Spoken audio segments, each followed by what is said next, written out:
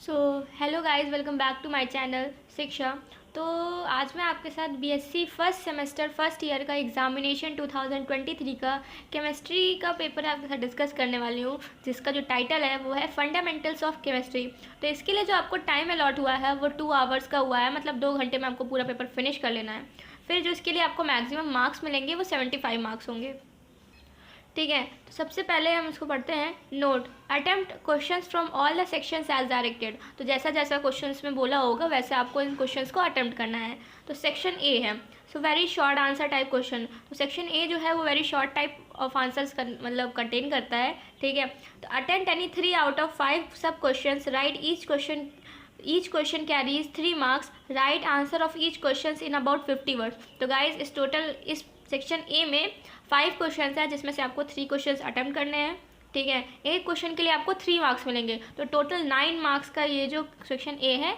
ठीक है, तो टोटल 9 मार्क्स का सेक्शन ए है। एक क्वेश्चन 3 मार्क्स कैरी करता है, 5 क्वेश्चन रहेंगे जिसमें से आपको 3 क्वेश्चन अटेम्प्ट करने होंगे।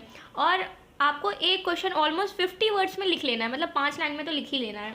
ठीक है, 4 से 5 लाइन लिखेंगे तो इनफ होगा। पेपर हिंदी इंग्लिश दोनों में दिया है, तो मैं तो सिर्फ हिंदी इंग्लिश ही रीड कर रही हूँ, बट आप जो भी मीडियम से हो आप कर लेगा, मतलब आप देख सकते हैं कि इसमें दोनों हैं। Discuss polarizability with suitable examples. Discuss sp3 hybridization with suitable examples. Explain what is ionization potential, what are carbanions, explain with suitable examples. Explain combination. फिर उसके बाद आता है सेक्शन बी। तो section B short answer type question को contain करता है।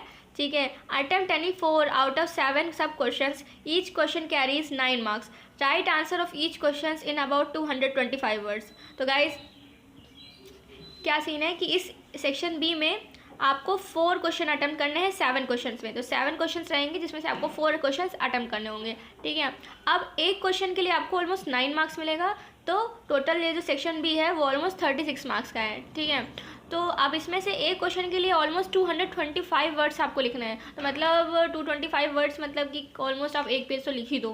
ठीक है, so question number second A है, what are enantiomers and diastereomers, give its properties. Explain the structure of SF6 based on VSEPR theory.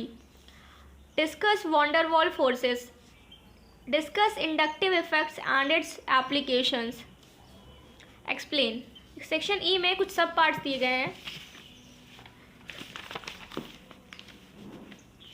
Electron affinity of halogen are very high, मतलब इसको आपको एक रीज़न एक्सप्लेन करना है कि ये जो इलेक्ट्रॉन एफिनिटी होती है हैलोजन की वो हाई क्यों होती है। ठीक है, electron affinity of noble gases are 0, तो जो इलेक्ट्रॉन एफिनिटी होती है नोबल गैसेस की वो 0 क्यों होती है, तो उसका रीज़न आपको एक्सप्लेन करना है। सक्सेसिव इलेक्ट्रॉन एफिनिटी आपको एक्सप्लेन करनी है। फिर क्वेश्चन नंबर एफ है, explain hardware and software, find the local maxima and local minima values of the following function. 2x square minus 3x plus 5। Section C है, long answer type question. तो ये section C है, ये long answer type question contain करता है।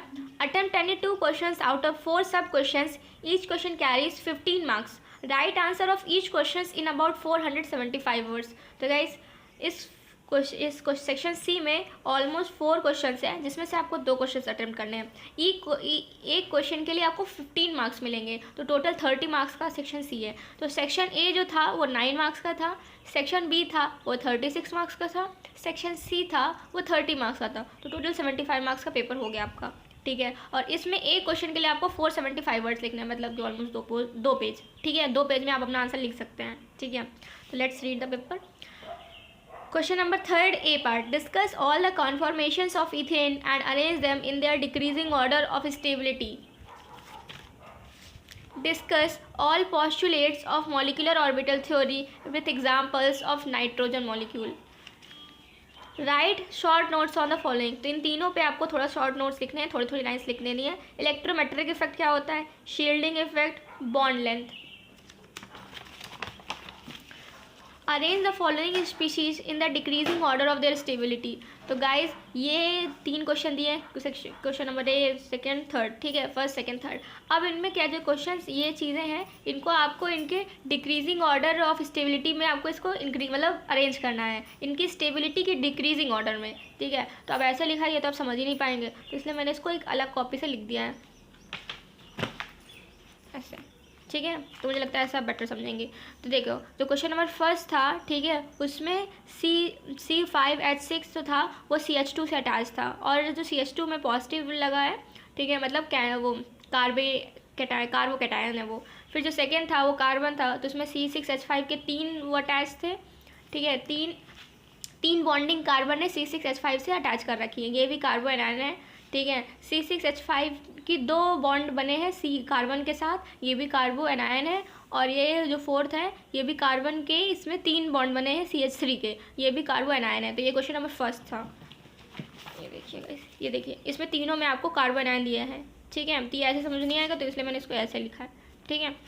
फिर उसके बाद क्वेश्चन नंबर सेकेंड है, तो इसमें फर्स्ट जो था वो कार्बन है, इसकी चारों वैलेंसी CH3 से फुलफिल्ड है, नहीं सॉरी, ये जो कार्बन है, ये कार्बन है, तो इसकी ये जो 3 वैलेंसी है वो CH3 से फुलफिल्ड है, जबकि जो 1 वैलेंसी है वो CH2 से फुलफिल्ड है, ठीक है। तो इसमें निगेटिव साइन है, मैं भूल गई हूँ, ठीक है। तो ये CH3 है, कार्बन की 3 वैलेंसी CH3 से, 1 वैलेंसी CH2 से फुलफिल्ड है, तो इसके लिए इसके ऊपर निगेटिव आ गया, तो ये कार्बो एनायन है। कार्बोकैटायन को अरेंज करना था उनके डिक्रीजिंग ऑर्डर ऑफ स्टेबिलिटी को, फिर उसके बाद कार्बो एनायन को अरेंज करना है उनके डिक्रीजिंग ऑर्डर ऑफ स्टेबिलिटी पे, ठीक है। फिर CH3 कार्बन है, कार्बन में ट्रिपल बॉन्ड लगा है, और इधर कार्बन में, तो ये कार्बन में निगेटिव चार्ज लगा है, तो ये भी कार्बो एनायन है। फिर ये कार्बन है, कार्बन के 2 जो बॉन्ड्स हैं वो CH3 के साथ अटैच है, एक जो बॉन्ड है वो डबल बॉन्ड के साथ अटैच है, और इसमें निगेटिव चार्ज है, कार्बो एनायन। फिर ये क्या बोलते हैं, साइक्लो वाला स्ट्रक्चर है, ठीक है, इसमें भी कार्बन के यहाँ पर एनायन लगा है। तो पहले कार्बोकैटायन को आपको अरेंज करना है उनके ऑर्डर ऑफ स्टेबिलिटी में, फिर इसके बाद कार्बोकैटायन को। फिर ये जो आए हैं ये न्यूट्रल वाले हैं, ठीक है, तो इनको भी आपको अरेंज करने के लिए बोला था। तो C2H5 है, फिर C2H5 2 होल ट्वाइस है CH से, फिर C का है C2H5 के साथ 3 बार लगा है, फिर CH3 है, ठीक है। तो इनको भी आपको अरेंज करना है इनके डिक्रीजिंग ऑर्डर ऑफ स्टेबिलिटी में, ठीक है। तो पहले कार्बोकैटायन को करो, फिर कार्बो एनायन को करो, फिर न्यूट्रल वालों को करो, ठीक है गाइस। तो ये है, तो मैंने सोचा कि ऐसा एक्सप्लेन कर देंगे तो ज़्यादा सही रहेगा, आपको जल्दी ज़्यादा समझ में आएगा, इसमें तो पूरा गंदा हो गया, ठीक है गाइस। तो ये था मेरा वीडियो। सो गाइस आपको अगर मेरा वीडियो पसंद आया हो तो प्लीज़ लाइक करना वीडियो को, और चैनल अच्छा लगा हो तो उसको प्लीज़ सब्सक्राइब करना। और गाइस आपको जैसा सही लगे ना कि इस टॉपिक के ऊपर मुझे वीडियो बनाना चाहिए, तो आप मेरे को सजेस्ट कर सकते हो, क्योंकि मैं इस पेपर के अलावा भी मतलब फिजिक्स केमिस्ट्री पढ़ाने में इंटरेस्टेड हूँ। तो प्लीज़ कमेंट। Thank you.